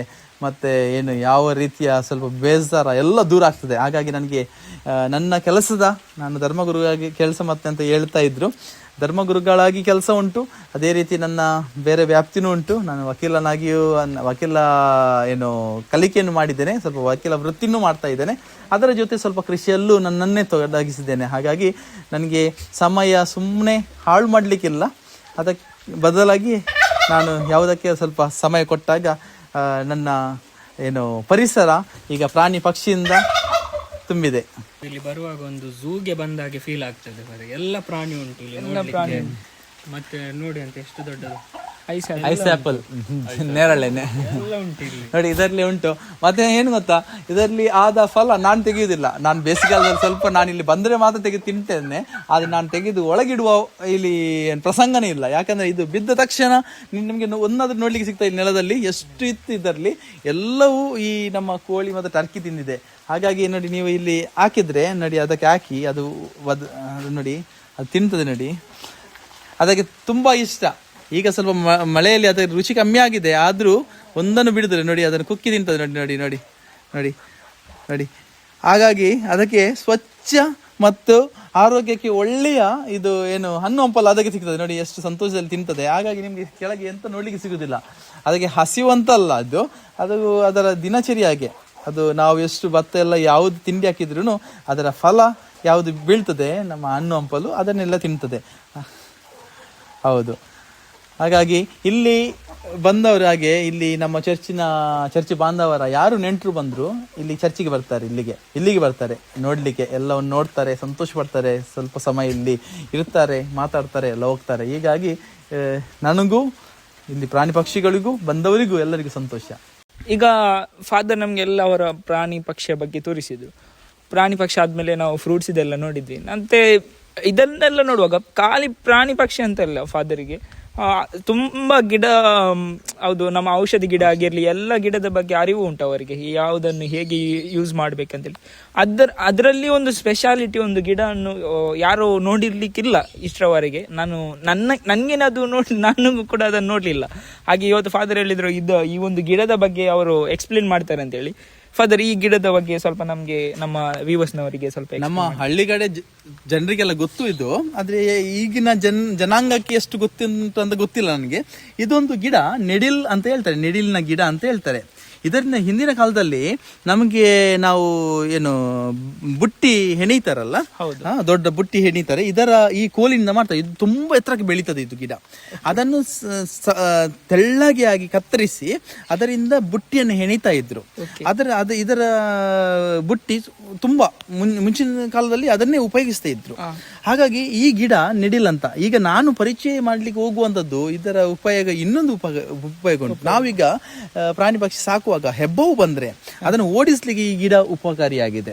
ಯಾಕಂದ್ರೆ ಈ ಗಿಡವನ್ನು ನಾವೀಗ ನೋಡಿ, ಎಲ್ಲ ನೋಡಿ, ಇದರ ಸಣ್ಣ ಒಂದು ಗೆಲ್ಲನಿಗೆ ಮುರಿದು, ಈ ಸಣ್ಣ ಒಂದು ಗೆಲ್ಲನಿಗೆ ಹೀಗೆ ಮುರಿದು ನಾವು ಈಗ ಇದನ್ನು ಮುರಿದು, ಎಲ್ಲಿ ಅದು ಹೆಬ್ಬವು ಇದ್ರೆ ನಿಮ್ಗೆ ಹೆದರಿಕೆ ಆದ್ರೆ ಉದ್ದ ಕೋಲು ಹಿಡಿಯಿರಿ, ಅಥವಾ ಇದನ್ನು ಇನ್ನೊಂದು ಕೋಲಿಗೆ ಕಟ್ಟಿ ಅದನ್ನು ಸ್ವಲ್ಪ ತಾಗಿಸಿ ಸಾಕು. ಅದು ಏನು ಯಾವ್ದು ನಮ್ಮ ಪ್ರಾಣಿ ಪಕ್ಷಿನ ಹಿಡ್ಕೊಂಡಿದ್ರೆ, ಅದರ ಏನು ಅದರ ಟ್ರ್ಯಾಪ್ ಅಲ್ಲಿ ಬಿದ್ದಿದ್ರೆ ನೀವು ಇದನ್ನು ತಾಗಿಸಿ ಸಾಕು, ಅದನ್ನು ಬಿಟ್ಟು ಓಡ್ತದೆ. ಹಾಗಾಗಿ ಹೆಬ್ಬಾವಿಗೆ ಇದು ನೋಡಿದ್ರೆ ಆಗುದಿಲ್ಲ, ಇದು ಕಂಡ್ರೆ ಆಗುದಿಲ್ಲ, ಇದನ್ನು ಏನು ಮುಟ್ಟಿದ್ರೆ ಆಗುದಿಲ್ಲ. ನಿಮ್ಗೆ ಹೇಗೆ ಗರುಡ ಪಾತಾಲ ಅಂತ ಉಂಟು, ಹಾವು ಬರುವುದಿಲ್ಲ ಅಂತ ಹೇಳ್ತಾರೆ ಗರುಡ ಪಾತಾಲ ಗಿಡದ ಹತ್ತಿರ, ಹಾಗೆ ಇದು ನೆಡಿಲ್ನ ಗಿಡ ಹೆಬ್ಬಾವಿಗೆ ಒಂದು ಏನಂದ್ರೆ ಓಡಿಸ್ಲಿಕ್ಕೆ ಒಂದು ಉತ್ತಮ ಒಂದು ದಾರಿ. ಹಾಗಾಗಿ ಈ ಗಿಡದ ಪರಿಚಯ ಇದ್ರೆ ಮತ್ತೆ ನಾವು ಕಾಡಲ್ಲಿ ನೋಡಿ ಇಟ್ರೆ, ಯಾವಾಗ ನಮ್ಗೆ ಈ ಸಮಸ್ಯೆ ಬರ್ತದೆ ಆ ಸಮಸ್ಯೆಯನ್ನು ಏನು ನಿವಾರಿಸಲು ಈ ಗಿಡ ಉಪಯೋಗವಾಗಿದೆ. ಇದು ನೆಡಿಲ್ನ ಗಿಡ ಅಂತ ಹೇಳ್ತಾರೆ. ಫಾದರ್, ತುಂಬ ಥ್ಯಾಂಕ್ ಯು. ನಮಗೆ ನಿಮ್ಮ ಹವ್ಯಾಸಗಳ ಬಗ್ಗೆ ಮತ್ತು ನೀವು ಏನೆಲ್ಲ ಫಾರ್ಮಿಂಗ್ ಮಾಡಿದ್ದೀರಿ ಅದರ ಬಗ್ಗೆ ನಮಗೆ ಇಂಟ್ರಡಕ್ಷನ್ ಆಗಿ ಎಕ್ಸ್ಪ್ಲನೇಷನ್ ಆಗಿ ಮಾಡಿಕೊಟ್ಟಿದ್ದಕ್ಕೆ. ಇನ್ನೊಂದು ಏನಂದರೆ, ನನಗೆ ಒಂದು ಇಲ್ಲಿ ಬಂದ ಮೇಲೆ ಅನ್ನಿಸ್ತಂದರೆ, ನಾವು ಒಂದು 4 ಗೋಡೆಯ ಮಧ್ಯದಲ್ಲಿ ನಿಂತು ಫೋನಲ್ಲಿ ನೋಡೋದಕ್ಕಿಂತ ರಿಯಾಲಿಟಿಯಲ್ಲಿ ನೋಡುವುದು ತುಂಬ ಡಿಫ್ರೆನ್ಸ್ ಇದೆ ಇದರಲ್ಲಿ. ನೆಕ್ಸ್ಟ್ ಟೈಮ್ ನಮಗೀಗ ಹನಿದು ನೀವು ತೋರಿಸಿದ್ರಿ, ನಮಗೆ ಅದು ಹನಿದು ತೆಗೆಯುವುದು ಹೇಗೆ, ಅದನ್ನು ಪ್ಯಾಕ್ ಮಾಡೋದು ಹೇಗೆ, ಅದು ನಮಗೆ ಗೊತ್ತಿಲ್ಲ. ಹಾಗಾಗಿ ನಾವು ನೆಕ್ಸ್ಟ್ ಟೈಮ್ ಬರುವಾಗ, ಫಾದರ್ ಹೇಳಿದ್ದಾರೆ ಅದು ಹಾರ್ವೆಸ್ಟಿಂಗ್ ಟೈಮಲ್ಲಿ ನಾವು ಬರ್ತೇವೆ ಇಲ್ಲಿ. ನೆಕ್ಸ್ಟ್ ಟೈಮ್ ಬರುವಾಗ ಶ್ಯೂರ್ಲಿ ನಿಮಗೆ ನಮ್ಮ ಸಬ್ಸ್ಕ್ರೈಬರ್ಸ್ರವರಿಗೆ ಜಸ್ಟ್ ನಾವು ತೋರಿಸ್ತೇವೆ ಹೇಗೆ ನಾವು ಹನಿಯನ್ನು ಹಾರ್ವೆಸ್ಟ್ ಮಾಡುತ್ತೇವೆ, ಹೇಗೆ ಸೆಲ್ ಮಾಡ್ಬೋದು, ಅದರೆಲ್ಲ ಟೆಕ್ನಿಕ್ಸನ್ನು ನಾವು ತೋರಿಸ್ತೇವೆ. ಹಾಗೆ ನಮ್ಮ ಜೊತೆ ಇರುವ ಫಾದರ್ ಜಸ್ಟ್ ಅವರೊಬ್ಬರು ಫಾದರ್ ಆಗಿ ಅಲ್ಲ, ಪ್ರೀಸ್ಟ್, ಒಂದು ಸಿಂಗಲ್ ಟ್ಯಾಲೆಂಟಲ್ಲಿ ಅವರ ಹತ್ರ ಇರುವುದಲ್ಲ, ತುಂಬ multi talented father. Magician, is a lawyer, is a farmer, is a pet lover, everything. ನನಗೆ ಇವರಿಂದ ನೋಡಿ man can how be a multi talented guy ಅಂತೇಳಿ ನಮಗೆ ಇವರಿಂದ ನೋಡಿ ಕಲಿಬೋದು. ಹಾಗಾಗಿ ಫಾದರ್ ತುಂಬ ಥ್ಯಾಂಕ್ ಯು. ಫಾದರ್, ನಿಮ್ಮಿಂದ ನಮ್ಮ ವ್ಯೂವರ್ಸ್ಗಳಿಗೆ ಏನಾದರೂ ಒಂದು ಸಂದೇಶ ಕೊಡ್ಲಿಕ್ಕಿದ್ರೆ ನೀವು ಏನನ್ನು ಕೊಡ್ತೀರಿ? ಹೌದು, ತುಂಬಾ ಮಾತಾಡಿದ್ದೆ. ಈಗ ಕೊನೆಯದಾಗಿ ಚುಟುಕಾಗಿ ಕೆಲ ವಿಷಯ ಹೇಳ್ತೇನೆ. ಅಂದ್ರೆ ನಮಗೆ ಮನಸ್ಸಿದ್ರೆ ಮಾರ್ಗ ಇದೆ ಅಂತ ನಮಗೆ ಹಿರಿಯರು ಹೇಳಿದ್ದಾರೆ. ಹಾಗಾಗಿ ಯಾವುದ್ರಲ್ಲಿ ನಾವು ಆಗಿರ್ಬೋದು, ಈಗಿನ ಕಾಲದಲ್ಲಿ ಯುವಕರೆಲ್ಲ ತುಂಬಾ ಕಲೀಲಿ, ಕೆಲಸ ಮಾಡ್ತಾರೆ, ಕೆಲಸ ಮಾಡಲಿ, ಉತ್ತಮ ರೀತಿಯಲ್ಲಿ ಗಳಿಕೆ ಮಾಡಲಿ. ಆದರೆ ನಾನೀಗ ಏನೆಲ್ಲ ಮಾಡಿದ್ದೇನೆ ಅದಕ್ಕೆ ಆಗಿ ಜಾಸ್ತಿ ಸಮಯ ಇಡಬೇಕಾಗಿಲ್ಲ. ಅದಕ್ಕಾಗಿ ನಾವು ಪೂರ್ತಿ ನಮ್ಮ ಸಮಯವನ್ನು ಇಡಬೇಕಾಗಿಲ್ಲ. ಇದೆಲ್ಲ ಏನಂದರೆ ಸೈಡ್ ಬಿಸ್ನೆಸ್ ಥರ. ನಾನು ಜೇನು ತೋರಿಸಿದೆ, ಅದನ್ನು ನೀವು ಒಂದು 15 ದಿವಸಕ್ಕೆ ಒಮ್ಮೆ ಹೋಗಿ ನೋಡಿ ಸಾಕಾಗ್ತದೆ. ಮತ್ತು ಬೇರೆ ಏನು ಕೋಳಿ ಸಾಕಾಣಿಕೆ, ಅದೇ ರೀತಿ ಮೊಲ ಉಂಟು, ಅದೇ ರೀತಿ ಪಾರಿವಾಳ ಉಂಟು. ಅದಕ್ಕೆ ಬೆಳಿಗ್ಗೆ ಒಂದು ಅರ್ಧ ಗಂಟೆ ಕೊಟ್ಟರೆ ಸಾಕು. ಇಷ್ಟರಲ್ಲಿ ಮಾಡಿದ್ದಾಯಿತು. ನಾನು ಲಾ ಕಲಿತಾ ಇರುವಾಗ, ಕಾನೂನು ಪದವಿ ಕಲಿತಾ ಇರುವಾಗ ನನ್ನದು ಮೊಲ ಇತ್ತು, ತುಂಬ ಮೊಲ ಇತ್ತು. ಒಂದು 150-250 ಮೊಲ ಇತ್ತು. ಮತ್ತೆ ಪಾರಿವಾಳ ಇತ್ತು, ಮೀನು ಸಾಕಾಣಿಕೆ ಇತ್ತು, ಗಪ್ಪಿ ಎಲ್ಲ ನಾನು ಹೌದೌದು ಶೋ ಮೀನೇನು ಅದು ಅಕ್ವೇರಿಯಂ ಮೀನು ಅದೆಲ್ಲ ಸಾಕ್ತಾ ಇದ್ದೆ. ಮತ್ತೆ ಬೇರೆ ಬೇರೆ ಪ್ರಾಣಿ ಪಕ್ಷಿ ಎಲ್ಲ ಇತ್ತು. ಹಾಗಾಗಿ ನಮ್ಗೆ ಮನಸ್ಸಿದ್ರೆ ಮಾರ್ಗ ಉಂಟು, ಸಮಯ ಉಂಟು. ಹಾಗಾಗಿ ಮತ್ತೆ ಎರಡನೇದು ಏನಂದ್ರೆ ಏನಾದ್ರು ಸ್ವಲ್ಪ ಗಳಿಕೆ ಮಾಡ್ಲಿಕ್ಕೂ ಇದೊಂದು ಉತ್ತಮದ ಗಳಿಕೆ ಮಾಡ್ಲಿಕ್ಕೆ. ಏನಂದ್ರೆ ನಮ್ಗೆ ದಿನನಿತ್ಯ ಏನಾದ್ರು ಎಲ್ಲಿ ಹೋಗ್ಬೇಕು, ಏನಾದ್ರು ತಗೊಳ್ಬೇಕು, ನಾವು ಬೇರೆ ಹತ್ರ ಕೇಳಬೇಕಾಗಿಲ್ಲ. ನಮ್ಮ ಸಣ್ಣದಿಂದಲೇ ಅಂದ್ರೆ ನಾವು ಯುವಕ ಆಗುವಾಗ, ನಾವು ಯುವಕರು ಈಗ ಏನು ಹೆತ್ತವರ ಹತ್ರ ನಾವು ಕೇಳಬೇಕಾಗ್ತದೆ. ಇದರಿಂದ ಏನಾಗುತ್ತೆ, ಸ್ವಲ್ಪ ನಮಗೆ ಸ್ವಲ್ಪ ಇನ್ಕಮ್ ಆಗುತ್ತೆ. ಮತ್ತೆ ನಮ್ಗೆ ಏನಾದ್ರು ತರ್ಲಿಕ್ಕೆಲ್ಲ ಹೋಗ್ಲಿಕ್ಕೆಲ್ಲ ಇದ್ರೆ ಆಗತ್ತೆ. ಮತ್ತೆ ಜೇನಿನಲ್ಲಿ ಹಾಗೆ ನಿಮ್ಗೆ ಹಾರ್ವೆಸ್ಟ್ ಆಗುವಂಥದ್ದು, ಮತ್ತೆ ಅದನ್ನು ಜೇನು ಕೃಷಿಯ ಉತ್ತಮ ಸಮಯ ಜನವರಿಯಿಂದ ಮೇ ತನಕ. ಹಾಗಾಗಿ ಫೆಬ್ರವರಿ, ಮಾರ್ಚ್, ಏಪ್ರಿಲ್ ಇದರಲ್ಲಿ ಈ ಸಮಯದಲ್ಲಿ ನಾವು ಹಾರ್ವೆಸ್ಟ್ ಮಾಡ್ತಾ ಇರ್ತೇವೆ. ಯಾಕೆಂದರೆ ಆ ಸಮಯದಲ್ಲಿ ಎಲ್ಲ ಮರ ಗಿಡಗಳಲ್ಲಿ ಹೂ ಬಿಡುವ ಸಮಯ, ಜೇನು ಜಾಸ್ತಿ ಇರುತ್ತೆ. ಆ ಸಮಯದಲ್ಲಿ ನಮಗೆ ಹಾರ್ವೆಸ್ಟ್ ಮಾಡ್ತೇವೆ. ಅದೇ ಎಕ್ಸ್ಟ್ರಾಕ್ಟರ್ ಅಂತ ಉಂಟು, ಅದರಲ್ಲಿ ಫ್ರೇಮನ್ನು ನಾವು ಅದರಲ್ಲಿ ಇಟ್ಟು ಅದನ್ನು ಸ್ವಲ್ಪ ತಿರುಗಿಸಿದ್ರೆ ಅದರಲ್ಲಿ ಜೇನು ಬರ್ತದೆ. ಮತ್ತು ಹೇರಿ ಹಾಗೆ ನಾವು ಇಟ್ಟರೆ ಜೇನು ಜಾಸ್ತಿ ಆಗುತ್ತೆ. ಹಾಗಾಗಿ ಎಲ್ಲರೂ ಸಂತೋಷದಲ್ಲಿ ಈ ವಿಡಿಯೋವನ್ನು ನೋಡಿ ಏನಾದ್ರು ತಮಗೆ ಇಷ್ಟ ಆದರೆ ಸ್ವಲ್ಪ ಸ್ವೀಕರಿಸಿ. ಏನಾದರೂ ಬೆಳೆಸಲಿಕ್ಕೆ, ಕೃಷಿ ಮಾಡಲಿಕ್ಕೆ ಮನಸ್ಸು ಬಂದರೆ ನೀವು ಅದನ್ನು ಮುಂದುವರಿಸಿ. ಮತ್ತು ಏನಾದರೂ ನಿಮಗೆ ಇದರ ಬಗ್ಗೆ ಅರಿವು ಬೇಕಾದರೆ, ಮಾಹಿತಿ ಬೇಕಾದರೆ, ಅಥವಾ ಇದರ ಬಗ್ಗೆ ಏನು ಒಳಿತು ಮತ್ತು ಕೆಡುಕು ಹೇಗೆ ಉಂಟಂತ ಅದರ ಮಾಹಿತಿ ಬೇಕಾದರೆ ನೀವು ಸಂಪರ್ಕಿಸಬಹುದು. ಮತ್ತು ಇಲ್ಲಿ ಹೋಲಿ ಕ್ರಾಸ್ ಚರ್ಚ್ ಮಂಜೋಟಿ, ಇಲ್ಲಿ ಬನ್ನಿ. ಮತ್ತು ಎಲ್ಲರೂ ಈ ಜಾಗದಲ್ಲಿ ಈ ಕೃಷಿಯ ಜೊತೆ ನೋಡಿ ಸ್ವಲ್ಪ ಸಮಯ ಕಳೆಯಿರಿ ಅಂತ ಹೇಳುತ್ತಾ, ಮಗದೊಮ್ಮೆ ತಮಗೆಲ್ಲರಿಗೂ ಈ ಜಾಗಕ್ಕೆ ಸ್ವಾಗತಿಸುತ್ತಾ ನಾನು ನನ್ನ ಮಾತನ್ನು ಕೊನೆಗೊಳಿಸ್ತೇನೆ. ಧನ್ಯವಾದಗಳು.